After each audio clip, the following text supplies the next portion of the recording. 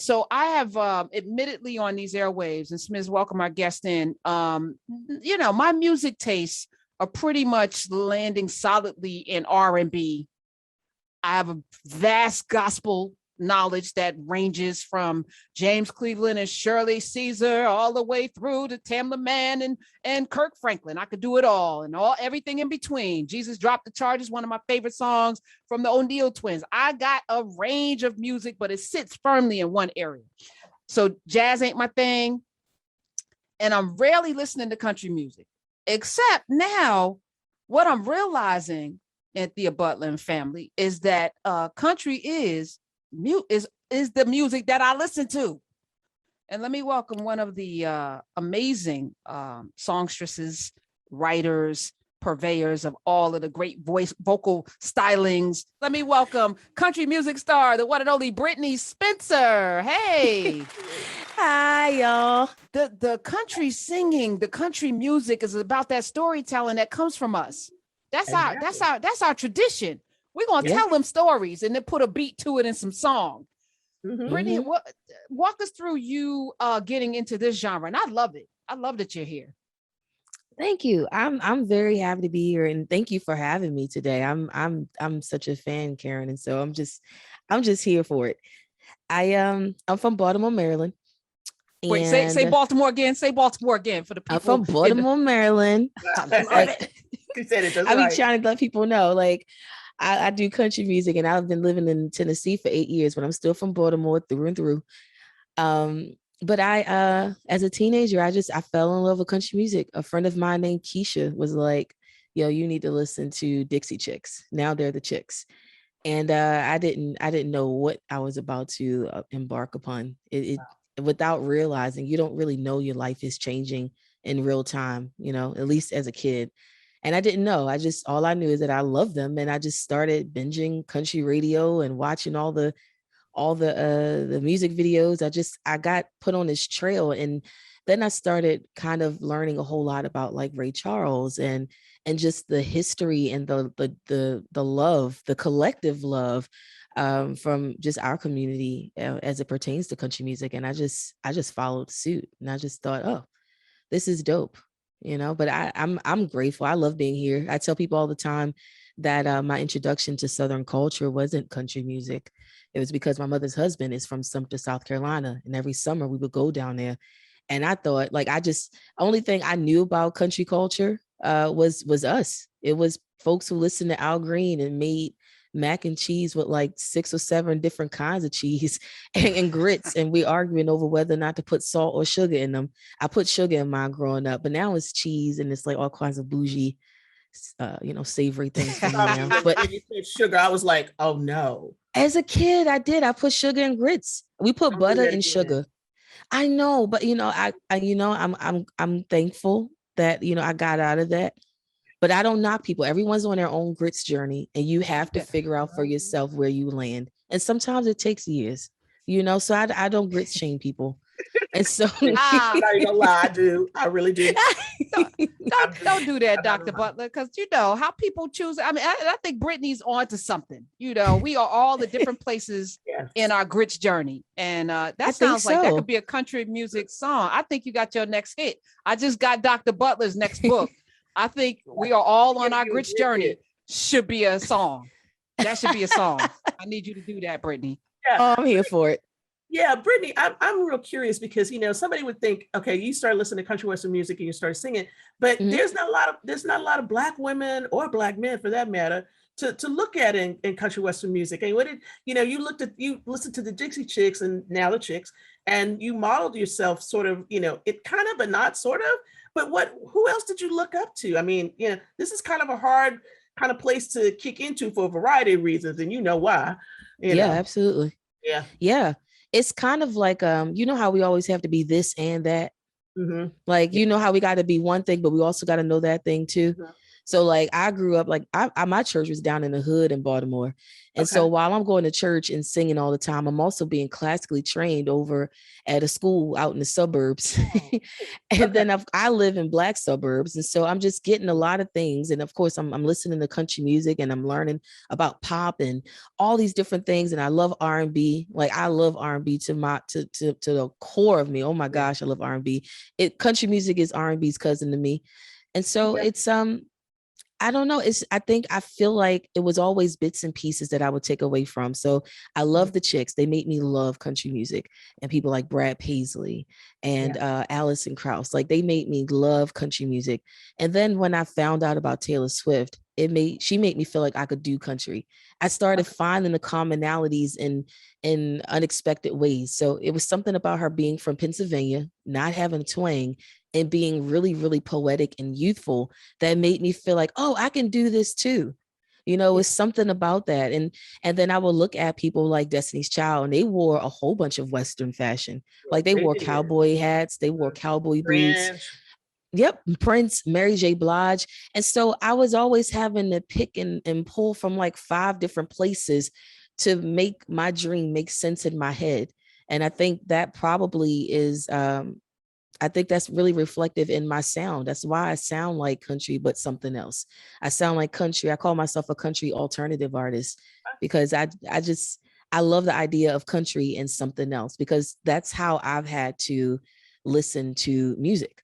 I've always had my own personal passions, but everyone around me listened to other things. So I've had to split my interests and my passions, and I think I'm better for it. It just made me feel at least a little more eclectic in terms of what I like and how I present that to the world. Okay. We're talking with Brittney Spencer. You can follow her at Brit, 2 T's, Nix, NICX on the Twitters. She was just recently named one of 5 Black artists rewriting country music by the Recording Academy. And last Wednesday, Brittney made her debut on Nashville's legendary Ryman Auditorium stage. She stole the show at the annual ACM Honors Awards, her performance of Independence Day, and she received a standing ovation. Last CMA Awards, Maren Morris got up and celebrated the Black women of country music. She said, there's so many names in my mind, and I want to give recognition to because I'm just a fan of their music, and there's country as it gets, and I just want them to know how much we love them back. And your name was one of them, Brittney. She, of course, mentioned Linda Martell and Yola and Mickey Guyton and Reese Palmer and Rhiannon. I don't know if I'm saying that correctly because Rhiannon. Rhiannon Giddens. Okay, I got to do a country. Rhiannon Giddens, and of course Brittney Spencer. So there are a lot of people now. There are a lot of Black women, a lot of Black folk in country, not just who's it, the Hootie guy and others, but Darius Rucker. Yeah, The Hootie guy. The Hootie guy. There's so I many imagine of us. he would love that. So how do you feel about us now? I feel like just like tennis and golf and other things, like when we come into it, it's just a wrap. Like it's just thank y'all for holding the space. We got this now. Hi. I think that whenever Black people get involved in something, it's just about to be taken to a whole other level. And so we know how to make greater. We know how to, we just bring our own thing. And I've watched Black culture and Black music influence country for years. Like, when I started really diving into country music and my love for it, I didn't just look at what was happening in real time. I started studying the history of it. I started looking at how in the 60s there was a huge resurgence of popularity in country music because R&B artists like Etta James was covering country songs. And so that's happened throughout the history of country music and pretty much a lot of genres. It's like once people get a seat, we just, I don't know, we're fire, man. We're incredible. And I'm watching it happen right now. And I mean, shout out to Maren for mentioning us. It's really dope to watch and to be a part of. I don't know that I ever thought I would be right here, but I'm grateful that I am.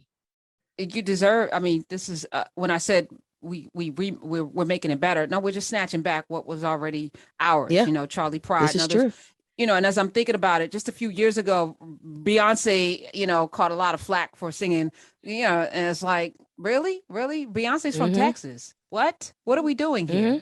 Why are y'all mad? And now it's like a great takeover. As I'm thinking, and I know Dr. Butler has some questions and comments, and we are here as well. If you want to call up 866-801-8255, it's the Karen Hunter Show. Brittney Spencer's in the building, not physically, but virtually, because it's still a pandemic, y'all. I'm thinking about Lil Nas X, who I just today came to a conclusion about him. We knew him because of that old country, I call it Old Country Road, because I'm just a contrarian. I don't know. Was it? I'm gonna take my whole Old Town. What is it? Old Town Road. I'm gonna ride till I can't no more. And then he, don't let me get started. I have an earworm. Oh my gosh. And I was like, that song is trash. And then I couldn't stop singing it. And then he brought, but here's what I learned today. His new album's dropping. It looks, the visuals on it. I said, he's this generation's Madonna. Oh, I said it out my mouth. He is this generation's Madonna. Yeah. And I'm looking at this young man with his he's brilliant creatively. He doesn't give a F. Madonna was coming out with the cross and screwing it and the Virgin and all of the stuff, and Dennis Rodman and all of the things. That's who he is. This generation's Madonna. And I'm loving it that he came in through country and they were mad. And then he was #1 country. And then Billy Ray Cyrus was like, yeah, I'm going to get on this. And I'm going to bring that little kid, the yippee-yi-yay, Kanye guy, the yodeling kid. And we're going to make this hot. And we're going to bring some K-pop in it. What y'all going to do? Your thoughts about that, Brittney? I just threw a lot at you. Oh no, I'm here for it, man. I think Lil Nas X is genius. I think that he is doing something so unique and so needed. I think innovation is something that I don't know that we experience as often as maybe many of us would like to, just in music in general. So to watch that happen, I thought it was beautiful. I thought it was brilliant. I felt the same way when Beyonce did Daddy Lessons, and it was a whole stir, and everyone was like, well, is it country? And then I think they like submitted that song for like a Grammy in the country category, or I guess there were talks about it, and people were giving their opinions. And I'm like, man, y'all opinions don't even matter. This is a great song. It's a great country song. And quite honestly, I've been waiting to hear a song like this. So I think it's beautiful. I think it's brilliant. And I'm just looking at all these moments, and really they sow so many seeds for artists like me. It's been it's been a collection of things that have happened over the years that have led us to this moment, this renaissance that's happening in country music, and also just in roots music in general. I mean, the Black artists get pigeonholed so often. Like if you're not doing R&B or gospel or hip hop, like you could be doing folk, you could be doing Americana, you could be doing country, and people still try to find a way to put you in another category. There's nothing wrong with those genres. I love those genres. They made me.